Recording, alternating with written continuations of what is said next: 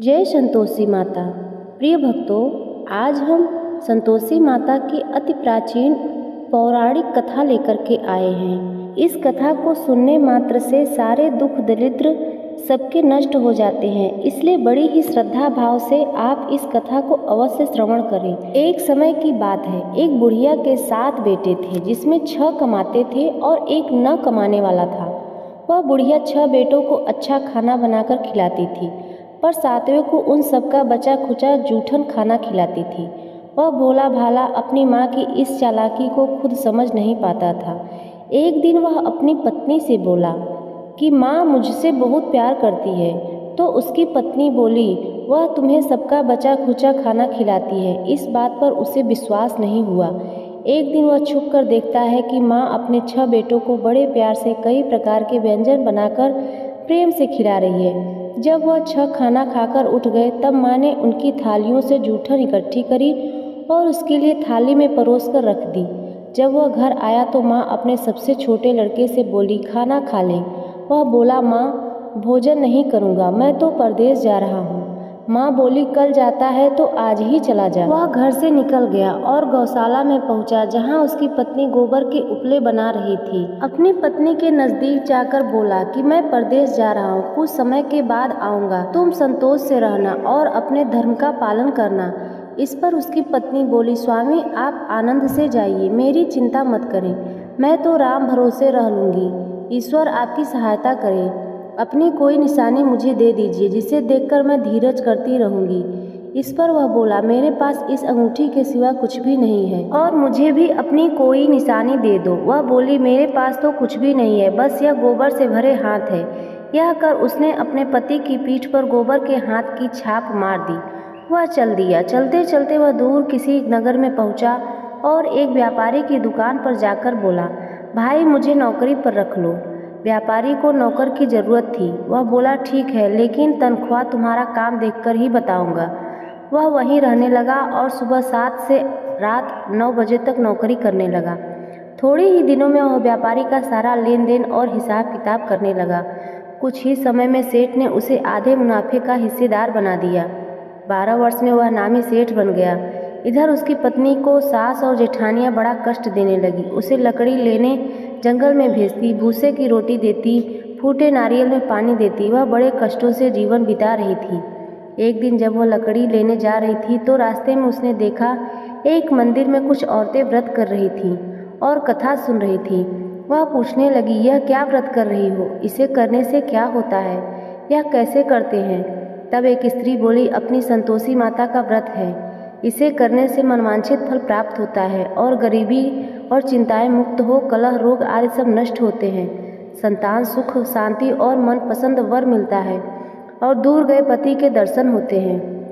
उन्होंने उस व्रत की विधि बता दी। उसने रास्ते में सारी लकड़ियां बेच दी और उन पैसों से गुड़ और चना खरीद लिया। व्रत की तैयारी कर संतोषी माता के मंदिर में पहुंची।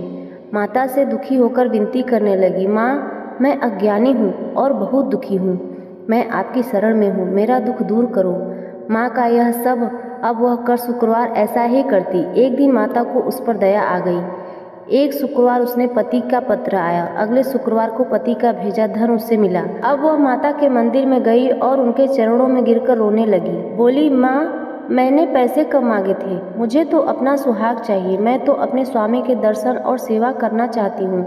तब संतोषी माता ने प्रसन्न होकर कहा, बेटा तेरा पति जल्द ही आएगा। वह प्रसन्न होकर घर गई और काम काज में लग गई। उधर संतोषी माता ने स्वप्न में उसके पति को पत्नी की याद दिलाई और घर जाने को कहा। वह बोला, मैं कैसे जानूं परदेश की बात, लेन देन के कई हिसाब बाकी हैं। माँ बोले, सवेरे उठकर मेरा नाम लेकर घी का दीपक जलाना और फिर स्थान पर बैठना। सवेरे उठकर उसने वैसा ही किया। देखते ही देखते सारा लेन देन साफ हो गया और धन का ढेर लग गया।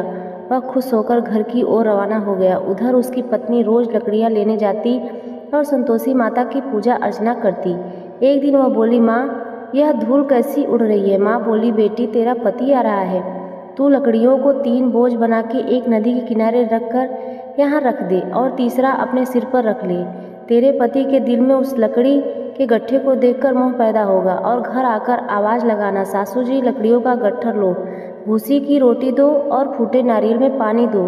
इस मेहमान में कौन आया है। उसने वैसा ही किया। घर गई और आंगन में लकड़ियों का गट्ठर रखकर बोली, सासू जी लकड़ियों का गट्ठर लो, भूसी की रोटी दो और फूटे नारियल में पानी दो, आज मेहमान कौन आया है। यह सुनकर सास दौड़ी दौड़ी बाहर आई और अपने कष्टों को भुलाने के लिए कहने लगी, बेटी तेरा पति आया है, आ मीठा भात खा, भोजन कर और गहने और कपड़े पहनने। इतने में उसका पति बाहर आया और उसके हाथ में अंगूठी देखकर माँ से पूछने लगा, माँ यह कौन है। माँ बोली, बेटा यह तेरी बहू है, पूरे 12 वर्ष हो गए, यह दिन भर घूमती फिरती है, कोई काम काज भी नहीं करती, मुझे देखकर नखरे कर रही है। फिर वह बोला, माँ मैंने तुम्हें और इसे दोनों को देख लिया है, अब मुझे दूसरे की घर की चाबियाँ दे दो, मैं उसमें ही रहूँगा। माँ बोली, ठीक है, जैसे तेरी मर्जी। उसने चाबियों का गुच्छा पटक दिया। बेटे ने अपना सारा सामान दूसरे के घर में रख दिया। देखते ही देखते उसके राजा के समान ठाट बाट हो गए। अगला शुक्रवार आया। वह पति से बोली, मुझे संतोषी माता के व्रत का उद्यापन करना है। वह बोला, खुशी से करो। वो तैयारियों में लग गए। उसने जेठ के लड़कों को भी बुलाया। पीछे से जिठानियों ने अपने बच्चों को सिखा दिया कि तुम खाने के बाद खटाई मांगना, जिससे उसका उद्यापन पूरा न हो। लड़कों ने जाते ही खटाई मांगनी शुरू कर दी। वह बोली, नहीं नहीं, खटाई मैं नहीं दे सकती, यह संतोषी माता का प्रसाद है। लड़के बोले, फिर पैसे दे दो। भोली भाली समझ नहीं सकी और उन्हें पैसे दे दिए। वह उन पैसों से खटाई लेकर खाने लगे। इस पर संतोषी माता क्रोधित हो गई। राजा के दूत उसके पति को पकड़कर ले गए। वह बेचारी रोती हुई माता के मंदिर में गई। बोली, माता यह क्या किया। माता बोली, पुत्री मुझे दुख है कि तुमने अभिमान करके मेरा व्रत तोड़ा है, इतनी जल्दी भूल गई। वह बोली, माता मैंने तो कुछ गलत नहीं किया, मैंने भूल से लड़कों को पैसे दे दिए थे, मुझे क्षमा करो, मैं दोबारा तुम्हारा उद्यापन करूंगी। माता बोली, जा, तेरा पति रास्ते में आता हुआ मिलेगा। वह चली गई। रास्ते में उसे उसका पति आता हुआ दिखा। उसने पूछा। वह बोला, राजा ने मुझसे मिलने के लिए बुलाया था। अगले शुक्रवार उसने फिर उद्यापन किया। जेठ के लड़कों को बुलाया और जेठानियों ने फिर उन्हें सिखा दिया। लड़के भोजन के बाद बोले, खटाई मिलेगी। तब वह बोली, खटाई नहीं मिलेगी। अब उसने एक ब्राह्मण के लड़कों को बुलाकर भोजन कराया, दक्षिणा दी। संतोषी माता उससे प्रसन्न हो गई और 9 महीने बाद उसके चंद्रमा के समान सुंदर पुत्र पैदा हुआ।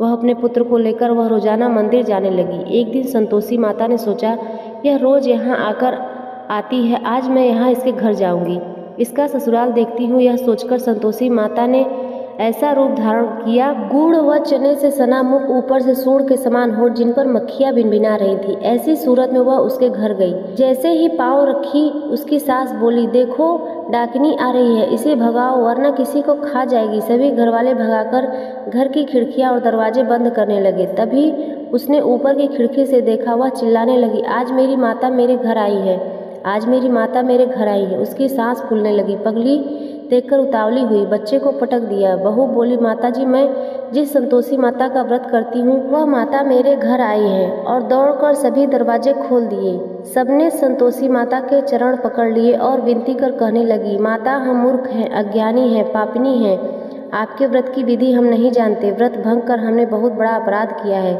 जगत माता हमारा अपराध क्षमा करे। माता बहुत खुश हुई और संतोषी माता, जिस प्रकार आपने बहू को फल दिया वैसा ही इस कहानी कहने वाले, सुनने वाले और हुंकारा भरने वाले भक्तों को फल देना। भक्तों, जो भी भक्त संतोषी माता के संतोष, सुख, शांति और वैभव माता के रूप में पूजा जाता है, माता संतोषी भगवान श्री गणेश की पुत्री है। इनका यह व्रत करने से धन, विवाह, संतान और बहुत से सुखों की वृद्धि होती है। यह व्रत शुक्ल पक्ष के प्रथम शुक्रवार से शुरू होता है और 16 शुक्रवार तक व्रत कर इस व्रत का उद्यापन किया जाता है। गुड़ और चने का भोग माता को लगाया जाता है। यह व्रत करने वालों को खट्टी चीज़ों का सेवन नहीं करना चाहिए और ना ही हाथ लगाना चाहिए। बोलिए संतोषी माता की जय। भक्तों, आज की कथा आपने यदि पूरी सुनी हो तो वीडियो को लाइक और चैनल को सब्सक्राइब जरूर करें और कमेंट में संतोषी माता का जयकारा अवश्य लगाएं।